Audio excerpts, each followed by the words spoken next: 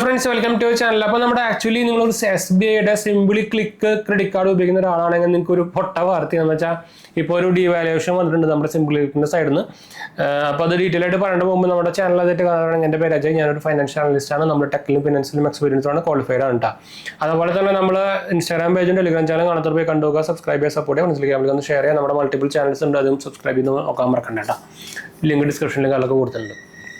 അപ്പോൾ നിങ്ങൾ ഓൾറെഡി ഒരു SBIയുടെ സിംപിൾ ക്ലിക്ക് കാർഡ് ഉപയോഗിക്കുന്ന ഒരാളാണെങ്കിൽ നിങ്ങൾക്കറിയാം അവരുടെ കുറച്ച് പാർട്ട്നേർഡ് ബ്രാൻഡുകളുണ്ട്. അവർക്ക് അത് കൂടെ നമ്മൾ ട്രാൻസാക്ഷൻ ചെയ്യുമ്പോൾ നമുക്ക് 10x വാട്ട് പോയിന്റ് നമുക്ക് ഈ കാർഡിനെ കൂടെ കിട്ടാറുണ്ട്. അതൊക്കെ ഏതൊക്കെയെന്ന് നോക്കിക്കഴിഞ്ഞാൽ നമുക്കിതിൽ അപ്പോളോ 24/7 ഉണ്ടായിരുന്നു, Book My Show, Cleartrip, Domino's, IGP, Myntra, Netmeds, Swiggy, Yatra, ഈ ബ്രാൻഡുകൾ ഇവരുടെ പാർട്ട്നേഴ്സ് ആയിരുന്നു. അതുകൂടെ നമ്മൾ ചെയ്യുമ്പോൾ നമുക്ക് 10x വാട്ട് പോയിന്റ് കിട്ടാറുണ്ട്. പക്ഷേ നമ്മുടെ ഏപ്രിൽ 1 തൊട്ട് ഇനിയിപ്പോൾ സ്വിഗ്ഗി ട്രാൻസാക്ഷൻ നമുക്ക് ഈ 10x വാട്ട് പോയിന്റ് കിട്ടില്ല കേട്ടോ. സ്വിഗ്ഗി അവരുടെ ഇതൊന്നും റിമൂവ് ആയിട്ടുണ്ട്. ഇതേപോലെ തന്നെയായിരുന്നു ഈ ആക്ച്വലി ലിസ്റ്റിൽ ആമസോണും ഉണ്ടായിരുന്നു പണ്ട്. ഇപ്പോൾ ആമസോണിനെ പിന്നെ റിമൂവ് ആയി. അപ്പോൾ അതേപോലെ തന്നെ ഇപ്പോൾ സ്വിഗ്ഗിയും റിമൂവ് ആയിട്ടുണ്ട്. അപ്പോൾ ഒരു ഡിവാലുവേഷൻ എന്ന് വേണമെങ്കിൽ തന്നെ പറയാട്ടോ. അപ്പോൾ പെർ 100 rupees സ്പെൻഡാണ് നമുക്ക് 10x വാട്ട് പോയിന്റ് കിട്ടാറ് കേട്ടോ. അപ്പോൾ അതെന്തായാലും ഒരു എന്താ പറയുക പൊട്ട അപ്ഡേറ്റ് എന്നൊക്കെ വേണമെങ്കിൽ പറയാൻ വെച്ചാൽ ഇപ്പോൾ നേരെയായിട്ട് ഡിവാലുവേഷൻ നടന്നുകൊണ്ടിരിക്കുകയാണല്ലോ.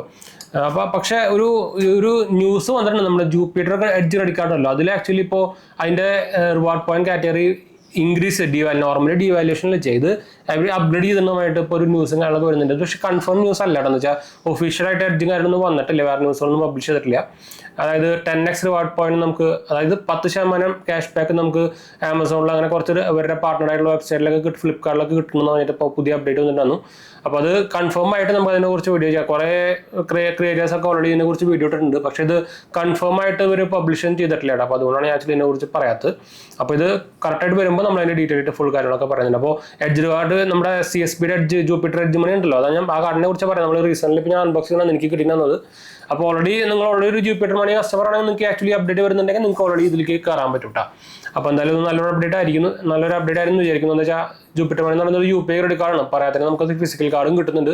ഒരു രൂപ വേരിയൻ്റ് കാർഡാണ്. അത് മാത്രമല്ല നമുക്ക് CSBയുടെ കാർഡാണ്. അപ്പോൾ അത്യാവശ്യം ലിമിറ്റും കിട്ടുന്നുണ്ട്. ലൈഫ് ടൈം ഫ്രീ കാർഡാണ്. അപ്പോൾ ഓവറോൾ നോക്കുകയാണെങ്കിൽ നമുക്ക് എടുത്ത് വെക്കാവുന്ന ഒരു കാർഡ് തന്നെയാണ്. എന്താ വെച്ചാൽ നമുക്ക് എസ്പെഷ്യലി സെപ്പറേറ്റ് ആയിട്ട് ചാർജും കാര്യങ്ങളൊന്നും ഇല്ലല്ലോ. പിന്നെ നമുക്ക് EMI ഫെസിലിറ്റീസ് എടുക്കാം, അങ്ങനെ എല്ലാ സംഭവങ്ങളും നോർമലായിട്ട് എടുക്കാം.